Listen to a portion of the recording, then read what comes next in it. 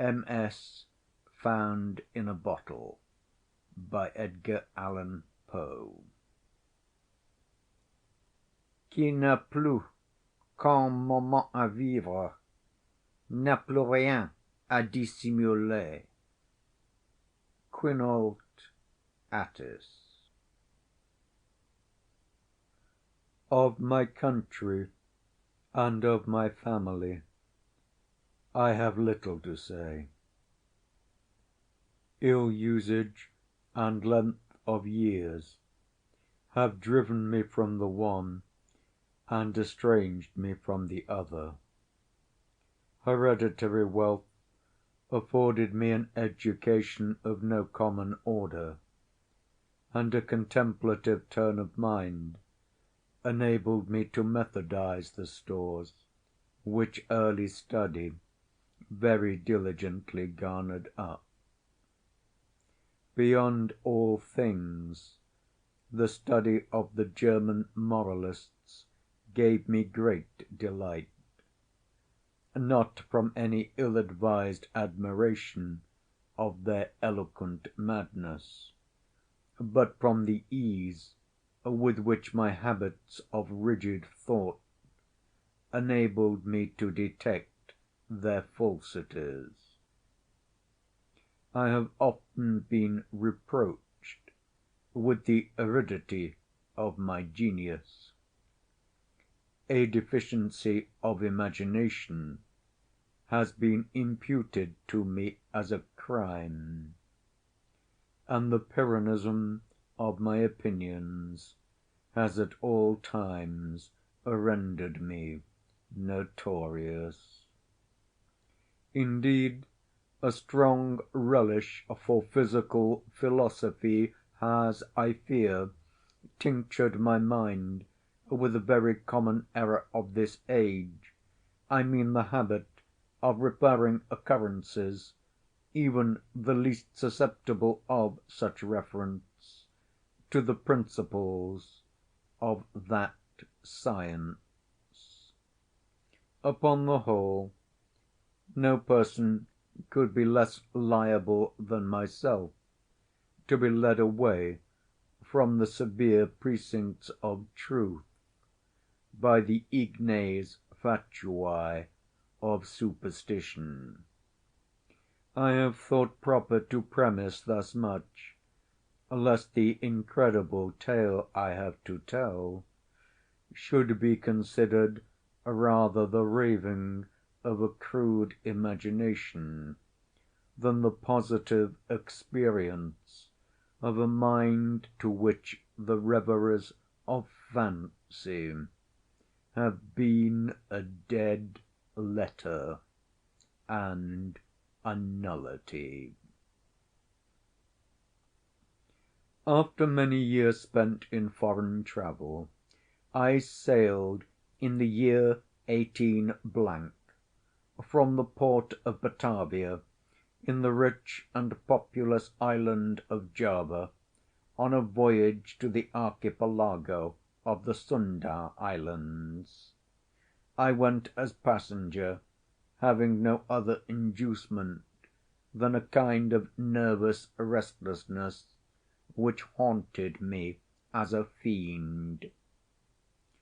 Our vessel was a beautiful ship of about 400 tons, copper‐fastened, and built at Bombay of Malabar teak. She was freighted with cotton wool and oil from the Laccadive Islands. We had also on board coir, jaggery, ghee, cocoa‐nuts, and a few cases of opium. The stowage was clumsily done, and the vessel consequently crank. We got under way with a mere breath of wind, and for many days stood along the eastern coast of Java without any other incident to beguile the monotony of our course than the occasional meeting with some of the small grabs of the archipelago to which we were bound. One evening, leaning over the taffrail, I observed a very singular, isolated cloud to the north-west. It was remarkable, as well for its colour as from its being the first we had seen since our departure from Batavia. I watched it attentively until sunset, when it spread all at once to the eastward and westward, girting in the horizon with a narrow strip of vapour, and looking like a long line of low beach. My notice was soon afterwards attracted by the dusky red appearance of the moon, and the peculiar character of the sea. The latter was undergoing a rapid change, and the water seemed more than usually transparent. Although I could distinctly see the bottom, yet heaving the lead, I found the ship in 15 fathoms. The air now became intolerably hot, and was loaded with spiral exhalations similar to those arising from heat–iron. As night came on, every breath of wind died away, and more entire calm it is impossible to conceive. The flame of a candle burned upon the poop without the least perceptible motion, and a long hair, held between the finger and thumb, hung without the possibility of detecting a vibration. However, as the captain said he could perceive no indication of danger, and as we were drifting in bodily to shore, he ordered the sails to be furled and the anchor let go. No watch was set, and the crew, consisting principally of Malays, stretched themselves deliberately upon deck. I went below, not without a full presentiment of evil. Indeed, every appearance warranted me in apprehending a simoom. I told the captain my fears, but he paid no attention to what I said, and left me without deigning to give a reply. My uneasiness, however, prevented me from sleeping, and about midnight I went upon deck. As I placed my foot upon the upper step of the companion‐ladder, I was startled by a loud humming noise, like that occasioned by the rapid revolution of a mill‐wheel, and before I could ascertain its meaning, I found the ship quivering to its centre. In the next instant a wilderness of foam hurled us upon our beam‐ends, and rushing over us fore and aft, swept the entire decks from stem to stern. The extreme fury of the blast proved in a great measure the salvation of the ship.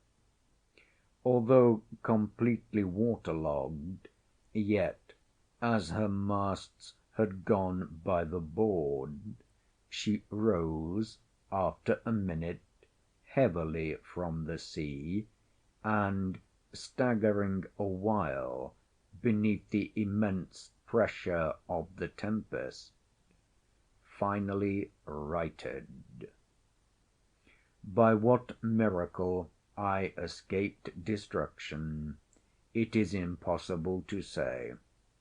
Stunned by the shock of the water, I found myself, upon recovery, jammed in between the stern post and rudder. With great difficulty I gained my feet, and looking dizzily around, was at first struck with the idea of our being among breakers, so terrific beyond the wildest imagination was the whirlpool of mountainous and foaming ocean within which we were engulfed. After a while I heard the voice of an old Swede, who had shipped with us at the moment of our leaving port. I hallooed to him with all my strength, and presently he came reeling aft. We soon discovered that we were the sole survivors of the accident. All on deck, with the exception of ourselves, had been swept overboard. The captain and mates must have perished as they slept, for the cabins were deluged with water. Without assistance we could expect to do little for the security of the ship, and our exertions were at first paralysed by the momentary expectation of going down.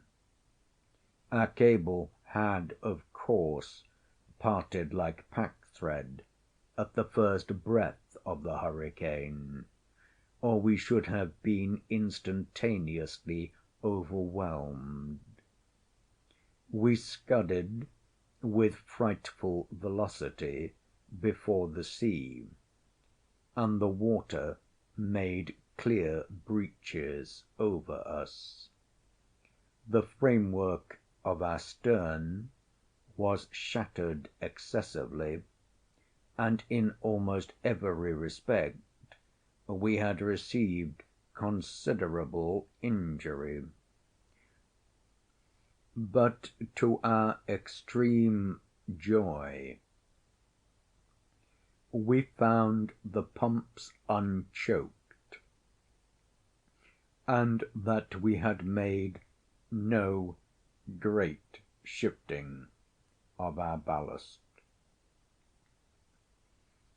The main fury of the blast had already blown over, and we apprehended little danger from the violence of the wind, but we looked forward to its total cessation with dismay, well believing that in our shattered condition we should inevitably perish in the tremendous swell which would ensue. But this very just apprehension seemed by no means likely to be soon verified. For 5 entire days and nights, during which our only subsistence was a small quantity of jaggery, procured with great difficulty from the forecastle, the hulk flew at a rate defying computation, before rapidly succeeding flaws of wind, which, without equalling the first violence of the simoom, were still more terrific than any tempest I had before encountered. Our course for the first 4 days was, with trifling variations, south‐east and by south, and we must have run down the coast of New Holland.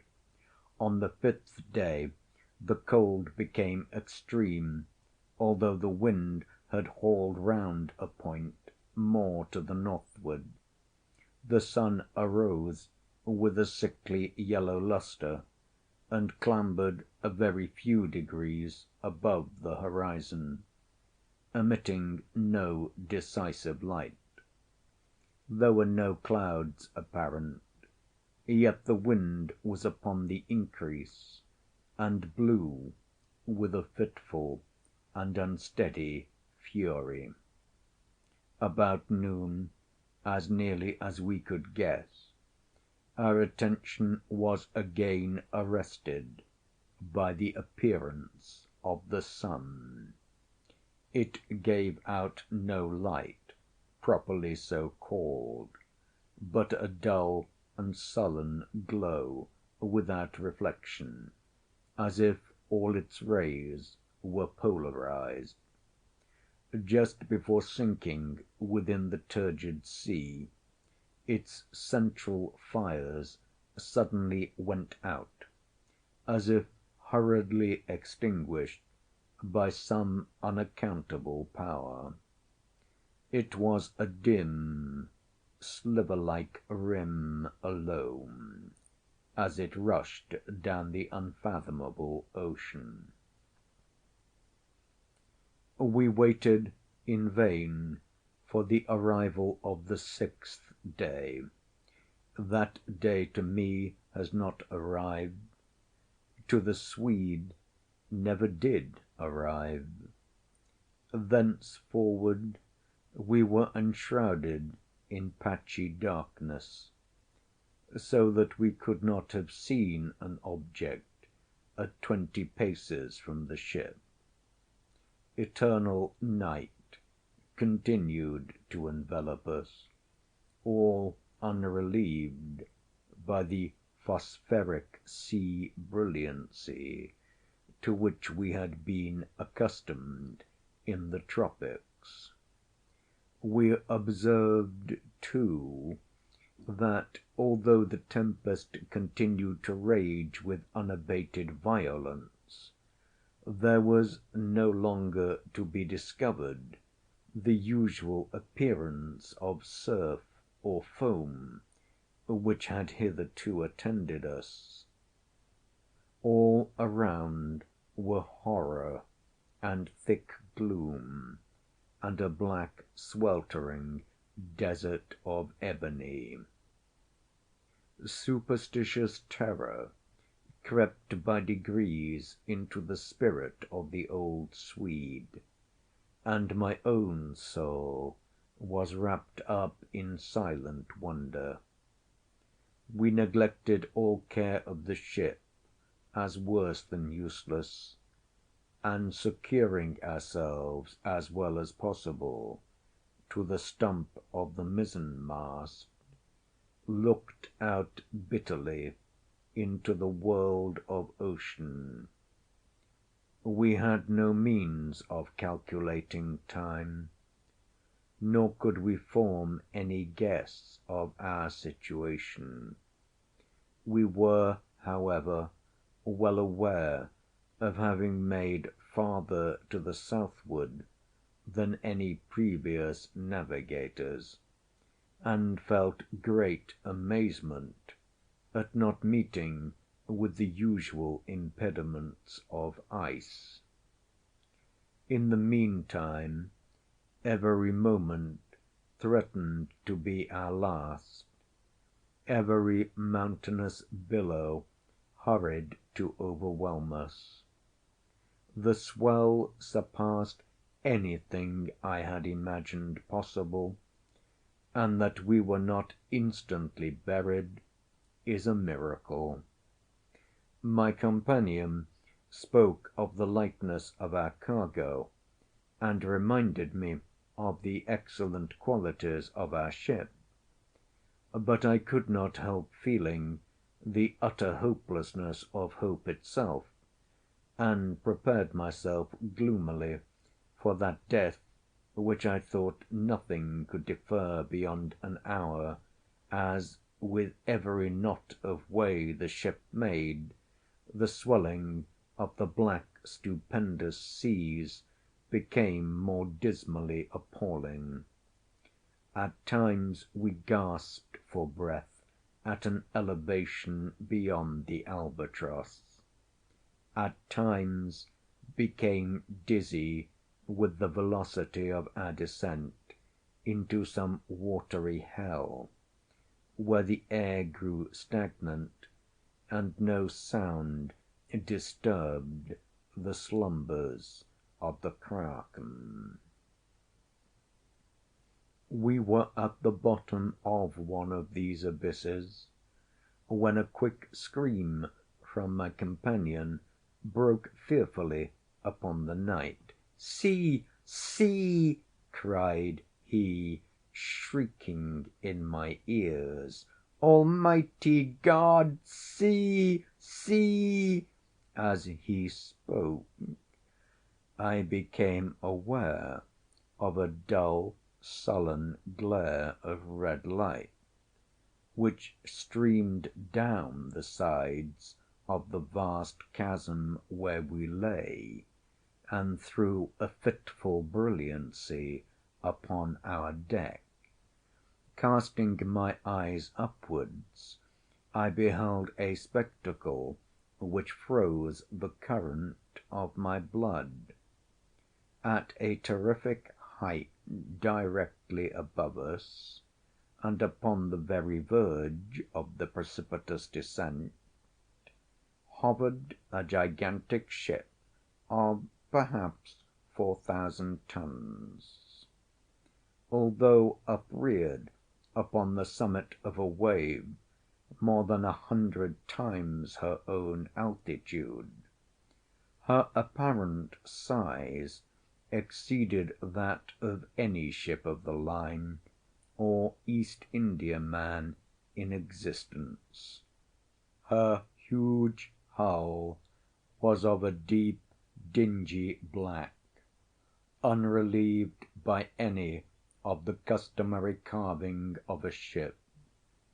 A single row of brass cannon protruded from her open ports, and dashed from their polished surfaces the fires of innumerable battle‐lanterns, which swung to and fro about her rigging.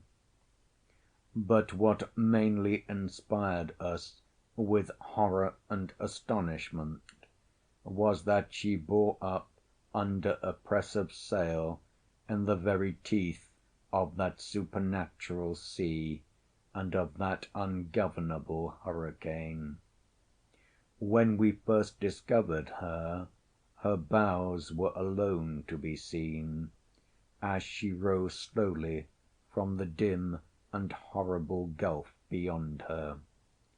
For a moment of intense terror she paused upon the giddy pinnacle, as if in contemplation of her own sublimity, then trembled and tottered and came down. At this instant I know not what sudden self‐possession came over my spirit. Staggering as far aft as I could, I awaited fearlessly the ruin that was to overwhelm. Our own vessel was at length ceasing from her struggles, and sinking with her head to the sea. The shock of the descending mass struck her, consequently, in that portion of her frame which was already under water, and the inevitable result was to hurl me with irresistible violence upon the rigging of the stranger. As I fell, the ship hove in stays and went about, and to the confusion ensuing I attributed my escape from the notice of the crew. With little difficulty I made my way unperceived to the main hatchway, which was partially open, and soon found an opportunity of secreting myself in the hold. Why I did so I can hardly tell. An indefinite sense of awe, which at first sight of the navigators of the ship had taken hold of my mind, was perhaps the principle of my concealment. I was unwilling to trust myself with a race of people who had offered to the cursory glance I had taken so many points of vague novelty, doubt, and apprehension. I therefore thought proper to contrive a hiding place in the hold. This I did by removing a small portion of the shifting boards, in such a manner as to afford me a convenient retreat between the huge timbers of the ship. I had scarcely completed my work when a footstep in the hold forced me to make use of it. A man passed by my place of concealment with a feeble and unsteady gait. I could not see his face, but had an opportunity of observing his general appearance. There was about it an evidence of great age and infirmity. His knees tottered beneath a load of years, and his entire frame quivered under the burden. He muttered to himself in a low, broken tone some words of a language which I could not understand, and groped in a corner among a pile of singular-looking instruments and decayed charts of navigation. His manner was a wild mixture of the peevishness of second childhood and the solemn dignity of a god. He at length went on deck, and I saw him no more. A feeling for which I have no name has taken possession of my soul, a sensation which will admit of no analysis, to which the lessons of bygone times are inadequate, and for which I fear futurity itself will offer me no key.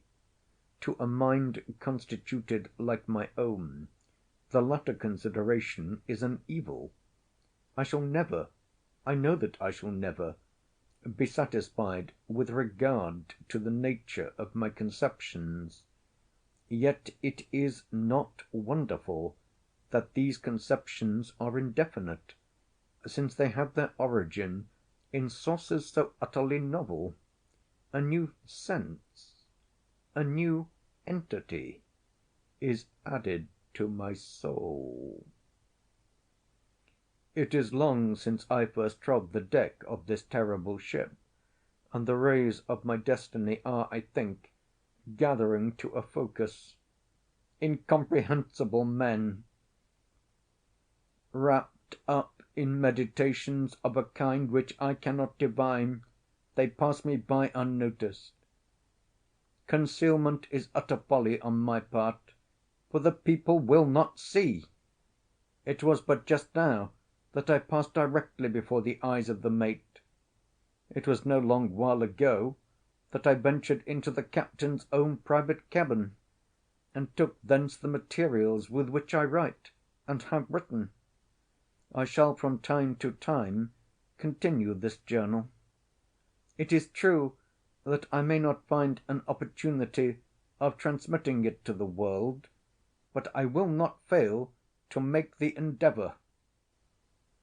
At the last moment I will enclose the MS. in a bottle, and cast it within the sea. An incident has occurred which has given me new room for meditation. Are such things the operation of ungoverned chance? I had ventured upon deck, and thrown myself down without attracting any notice, among a pile of ratlin stuff and old sails in the bottom of the yawl. While musing upon the singularity of my fate, I unwittingly daubed with a tar‐brush the edge of a neatly folded studding sail which lay near me on a barrel. The studding sail is now bent upon the ship, and the thoughtless touches of the brush are spread out into the word Discovery.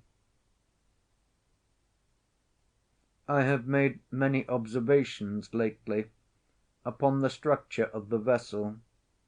Although well armed, she is not, I think, a ship of war. Her rigging, build, and general equipment all negative a supposition of this kind. What she is not, I can easily perceive.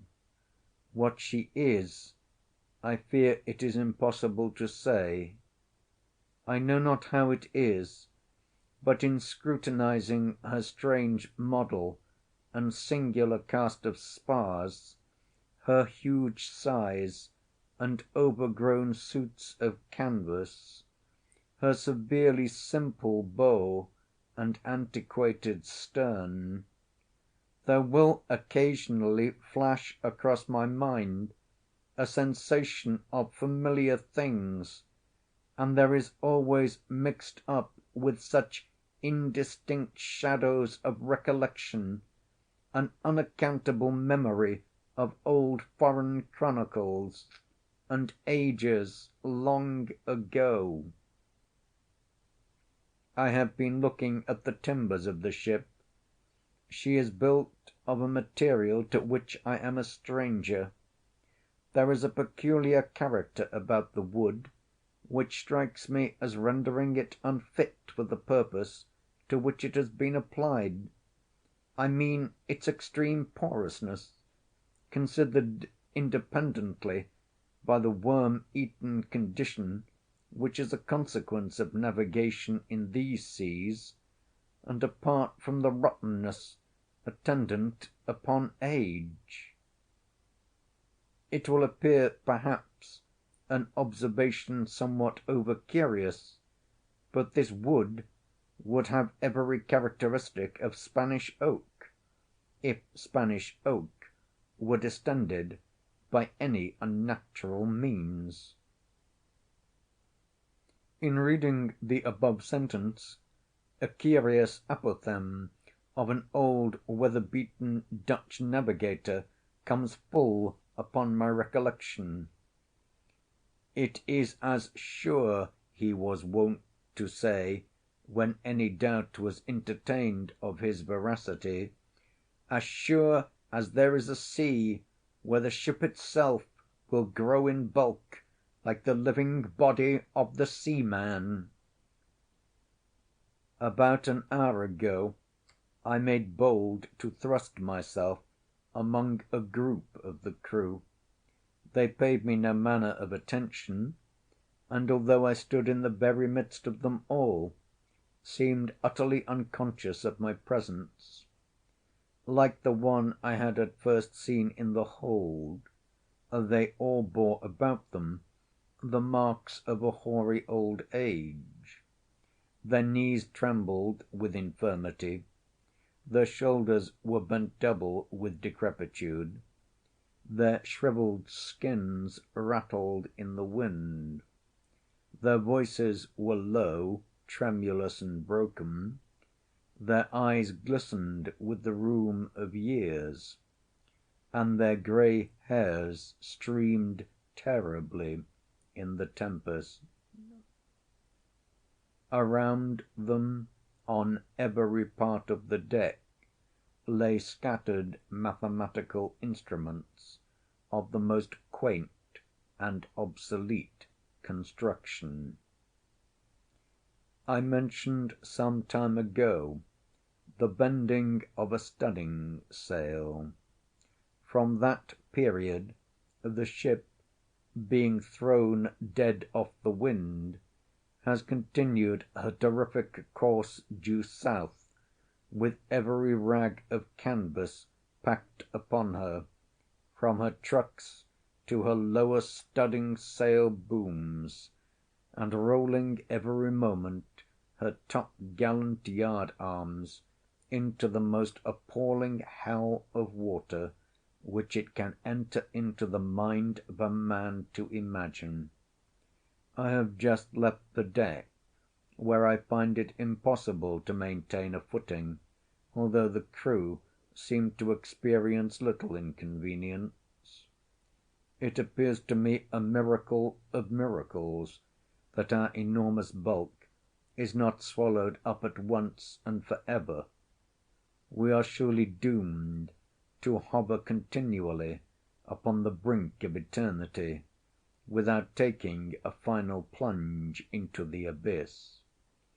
From billows 1,000 times more stupendous than any I have ever seen, we glide away with the facility of the arrowy sea‐gull, and the colossal waters rear their heads above us like demons of the deep, but like demons confined to simple threats and forbidden to destroy. I am led to attribute these frequent escapes to the only natural cause which can account for such effect. I must suppose the ship to be within the influence of some strong current or impetuous undertow. I have seen the captain face to face, and in his own cabin, but, as I expected, he paid me no attention. Although in his appearance there is, to a casual observer, nothing which might bespeak him more or less than man, still a feeling of irrepressible reverence and awe mingled with the sensation of wonder with which I regarded him. In stature he is nearly my own height, that is, about 5 feet 8 inches. He is of a well‐knit and compact frame of body, neither robust nor remarkably otherwise, but it is the singularity of the expression which reigns upon the face.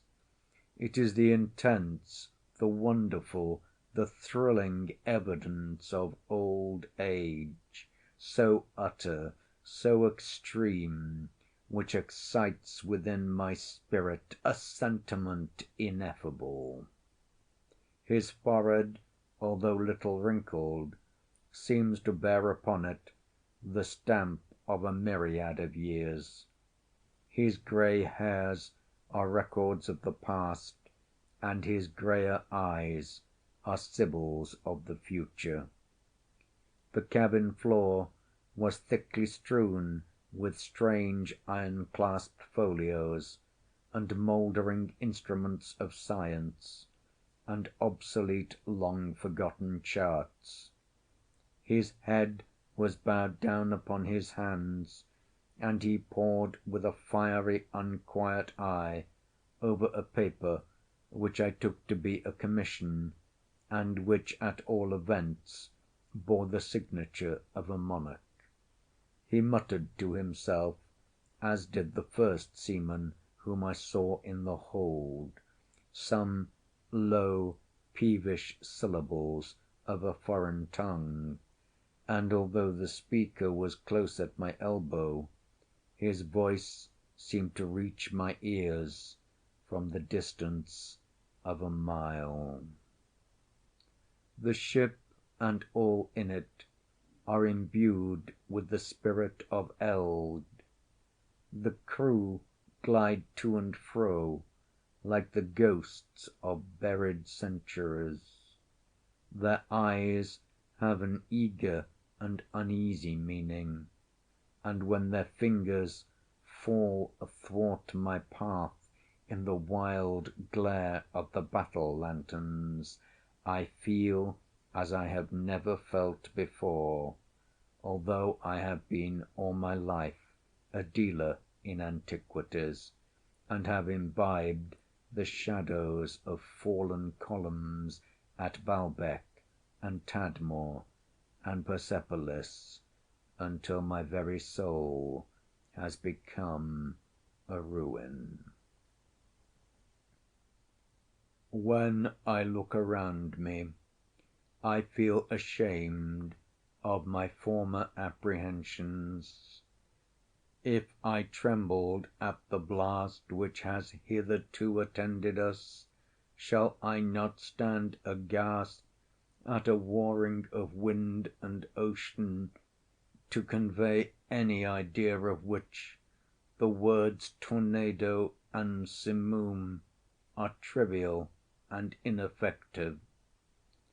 All in the immediate vicinity of the ship is the blackness of eternal night, and a chaos of foamless water. But about a league on either side of us may be seen, indistinctly and at intervals, stupendous ramparts of ice, towering away into the desolate sky, and looking like the walls of the universe. As I imagined, the ship proves to be in a current, if that appellation can properly be given to a tide which, howling and shrieking by the white ice, thunders on to the southward with a velocity like the headlong dashing of a cataract. To conceive the horror of my sensations is, I presume, utterly impossible; yet a curiosity to penetrate the mysteries of these awful regions predominates even over my despair, and will reconcile me to the most hideous aspect of death. It is evident that we are hurrying onwards to some exciting knowledge, some never-to-be-imparted secret, whose attainment is destruction. Perhaps this current leads us to the southern pole itself. It must be confessed that a supposition apparently so wild has every probability in its favour. The crew pace the deck with unquiet and tremulous step, but there is upon their countenances an expression more of the eagerness of hope than of the apathy of despair. In the meantime the wind is still in our poop, and as we carry a crowd of canvas, the ship is at times lifted bodily from out the sea. O horror upon horror! The ice opens suddenly to the right and to the left, and we are whirling dizzily in immense concentric circles round and round the borders of a gigantic amphitheatre, the summit of whose walls is lost in the darkness and the distance.